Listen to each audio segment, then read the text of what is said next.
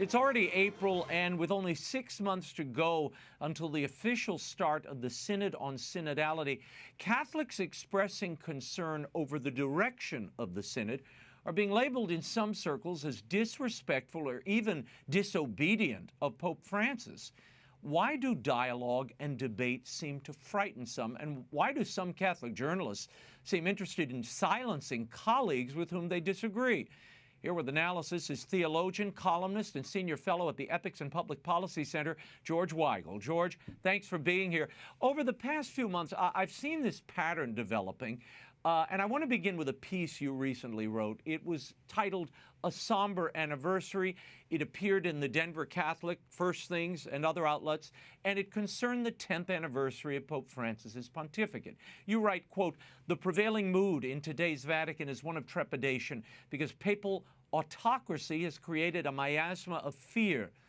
Parousia is not the Roman order of the day, except in private. Even then, it is rare because trust among Vatican officials is broken down. Serious, fraternal, charitable debate over the current condition of the Church and of the synodal process is largely non-existent. Silos are everywhere." George, why has trust, let me start here, why has trust among Vatican officials broken down, according to your reportage and those you've been talking to?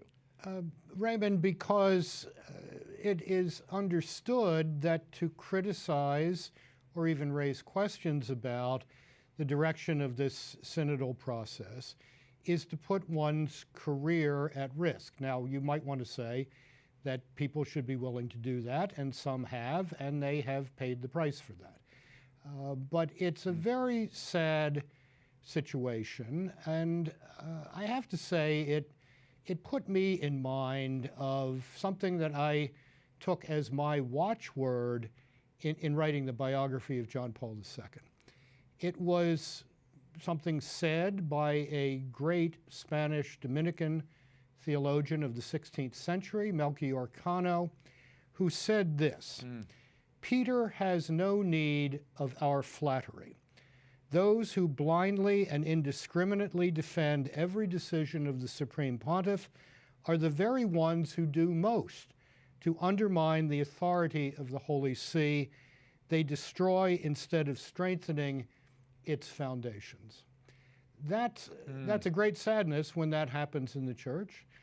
It is a complete violation of the Pope's own call for parousia, frank talking. And I also have to remember that at our first private audience in the December of 2013, I said to the Holy Father, the only thing I can possibly do for you is to tell you what no one else will tell you. If that's a problem for you, you'll let me know and I'll be quiet. He said, no, I want you to tell me what you think. That's what I've tried to do over the 10 years of this pontificate, and I think any fair reading of the 500 columns I've done in that period or of the articles I've written would bear that out. Yeah. George, there seems to be an evolving talking point, and it appears to be a talking point, an organized effort from some progressive elements in the Church to cancel or shut down anyone who asks questions about the direction of things. Rome correspondent for the Tablet UK, Christopher Lamb, tweeted this out about your piece on Pope Francis. He said, "George Weigel's hit piece on Pope Francis, carried in Sydney and Boston's official diocesan publications, is puzzling to many people.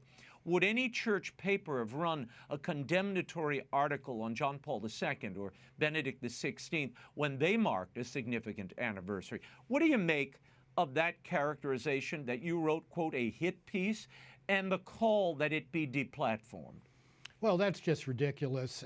Anyone who wants to read what I wrote on the 10th anniversary of the Holy Father's election can find that column called A Somber Anniversary at the Ethics and Public Policy Center website or at georgeweigel.com. So first of all, the notion that this was slanderous or malicious is just ridiculous. Secondly, I don't mean to disappoint Chris Lamb, but that piece appeared in dozens of papers around the world, not just in Boston Denver and Sydney. and Sydney, Australia.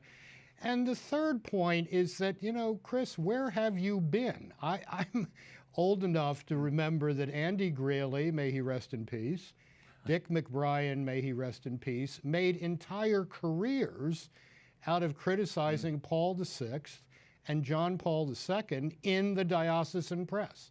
So the notion that and Tom Rees, don't forget Father Rees. I think he only appears in the Jesuit press, but yes, well, in any event, no. This is just very sad that these, frankly, totalitarian or autocratic tactics are being subscribed to, are being in fact deployed by people who claim to be the party of dialogue, the party of accompaniment, the party of an open church with a big tent, et cetera, et cetera.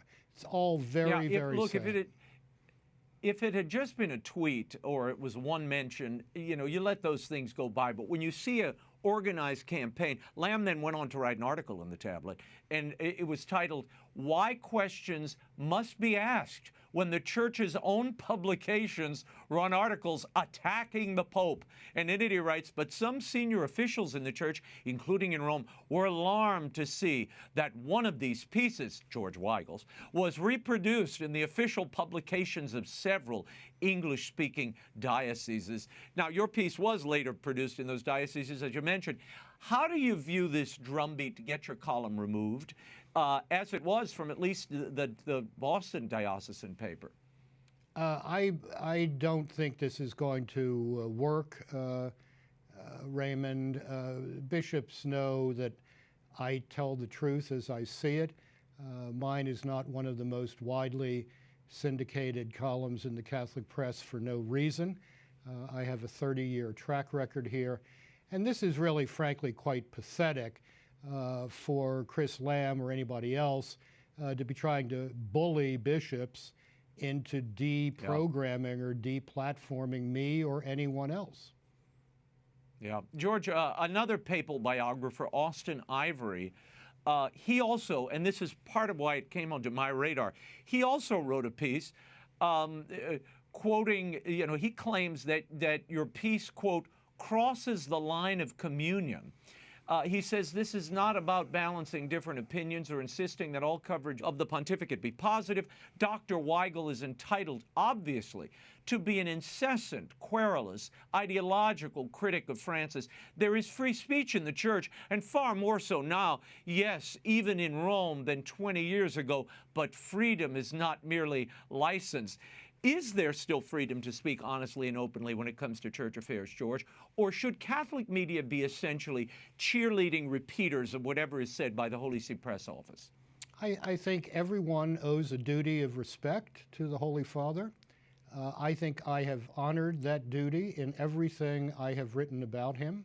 There is nothing in the column that Dr. Ivory objects to that could possibly be characterized by those three hyperventilating adjectives he used. I don't quite understand why these people are so scared of the truth. What I wrote is what everyone in Rome who is paying attention knows to be the case. I've been told that by senior officials of the Roman Curia and others. I've received thanks for that column from numerous bishops and others. So why are these guys in such a fret about this? It's really unbecoming, and it's quite disedifying, frankly. Well, George, I think a piece of it is, if I can engage in a tiny little bit of commentary here, I think part of it is they know your sources are sound. They know your reputation in the Church, having been John Paul's biographer and everything that followed. And when you say these things in these publications, it means something. People are reading them. I guess it's a backward form of flattery. It's how I take, some of these attacks when cardinals are urging the deplatforming of my program or the network. And look, high-ranking officials have tried to literally take me off the air. But, as you said, when you're committed to the truth, you have an obligation to simply report that for the good of the audience and for your own credibility. Do you see this as a peace, if you will, a way to clear away any questions surrounding this upcoming synod just before it opens? And, you know, given the conversation beforehand, we sort of know where it's headed.